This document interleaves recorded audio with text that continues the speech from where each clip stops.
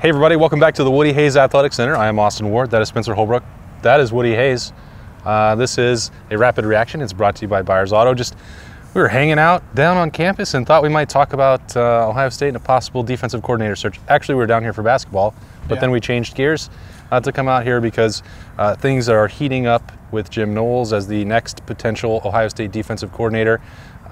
Their story, and if you're following that along on our message boards as well at Lettermen Row, you know that there are multiple sources that have confirmed to me from around the coaching profession and in the country that a deal has been accepted by Jim Knowles to be the next defensive coordinator for the Buckeyes. Inside this building, multiple people, and including the top decision makers, say that nothing official has been confirmed. So I would say that it is certainly trending that direction, and Spencer, it seems like it will likely happen. Though again, a bunch of these Ohio State defensive backs that are walking around here after a workout, they knew nothing of that. Yeah. But that's what I'm reporting. That's what we're reporting. That's what we know at this point. Yeah, and when the head decision makers say, you know, that nothing's official, but you're getting word from every direction that it's trending this way, you know that it is trending that way. And he was a name that was floated as a possible defensive coordinator candidate. Broyles Award finalist. Probably should have won the award, to be honest. That defense at Oklahoma State was one of the best units I've seen on defense in a while. And this is a guy who's a hard-nosed coach.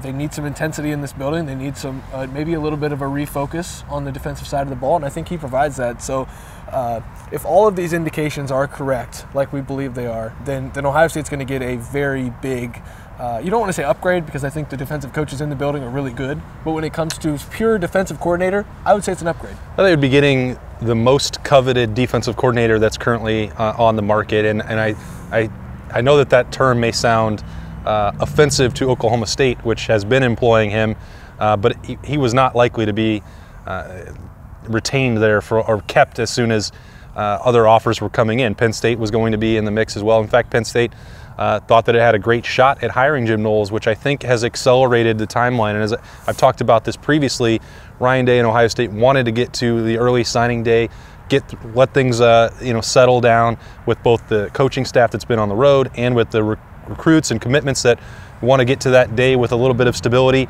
But if something happened to force their hand to make a move before then, they would make a move accordingly. They were not going to lose a candidate they wanted just by idly sitting by until signing day. So that seems to be the accelerant there, is that Penn State also had an opportunity and a desire to go hire Jim Knowles, who, as you said, Spencer, is really someone that has a lot of respect around the country.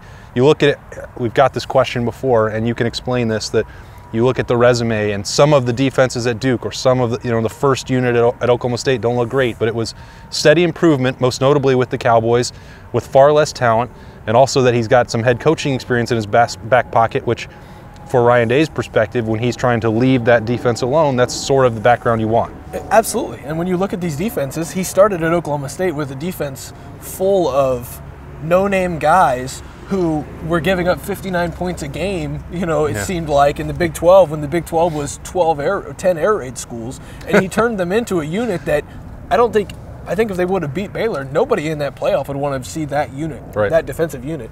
And this is, he's a coach that can work with what he has, but also can accelerate the talent. You talk about accelerating the process. This coach accelerates talent. And Oklahoma State doesn't recruit 4- and 5-star guys on the defensive side of the ball. They recruit athletic guys who can make plays. And what do you have at Ohio State? You have athletic defenders who can make plays. Oh, by the way, they're 4- and 5-star guys. And so I think this is the perfect fit. Ohio State needed to make this move, I think, now. It needs to make this move now if it becomes official, in order to get him, because he was so coveted. And Ohio State's not going to sit around and wait on other programs to make their moves. And if you wanted a move by Ohio State, this is as big of a move as it gets. I know that it's weird to think the Oklahoma State defensive coordinator is a marquee move that can shift college football, but this is definitely one of those times. You look at the situation and how does this relate to the early signing day. If Berm was standing here, and I wish that he was, he would give a case for why maybe Ohio State didn't want this to happen, because you have to make a corresponding move on the coaching staff. You don't suddenly get 11.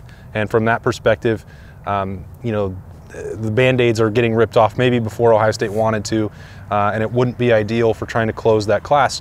I think I'm just going to argue, as if he was here, that the counter is the Band-Aid is going to have to come off at some point. these players can now transfer without penalty. They sign next Wednesday, it doesn't matter. You'd still have to, if they lose a position coach, if somebody retires, if whatever, the next defensive coordinator didn't want to work with somebody here, whatever the situation may be, then you still have to start all over. You'd still have to recruit to keep them. They could still leave with no penalty. I think one of the things that Berm has said is that there's an expectation that with uncertainty, a lot of these guys would wait, or some guys would wait until February anyway. So I think if the guy is available to you and you are facing competition and that you may lose him, you have to make that move and then figure out the rest of the pieces there. I think that there's still clear a couple spots on this staff that were going to be available, and it was trending that way no matter what happened, whenever Jim Knowles was available. But that's my take on that and the timing, and I understand why there are many other who just said, do it now, do it now, do it now. It's not an easy answer. There's a very difficult balance. And when you look at what could happen, different guys could just say, hey, I want out of this letter of intent. That could happen 5 days after the signing period. Yeah. It didn't matter when this move happened. A move was coming for this Ohio State defensive staff. I actually think it's a good thing that it happened before the signing period.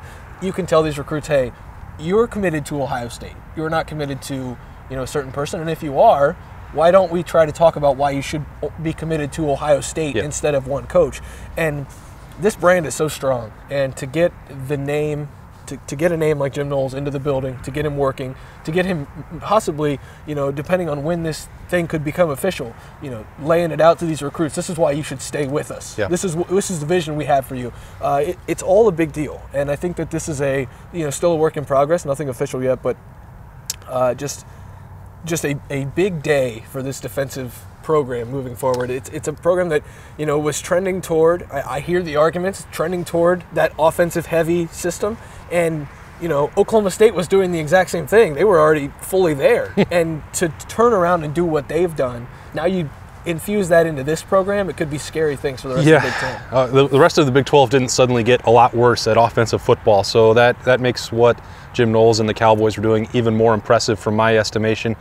We'll see exactly when that official word comes down, but multiple sources outside of this building already believe that has happened, and we'll wait for more confirmation from inside it at the Woody Hayes Athletic Center as Ohio State looks like it's moving towards a defensive coordinator hire, replacement. I'm not sure the exact word for it because the situation is a little unusual, but that's what's happening. We're going to keep talking about it at lettermenrow.com.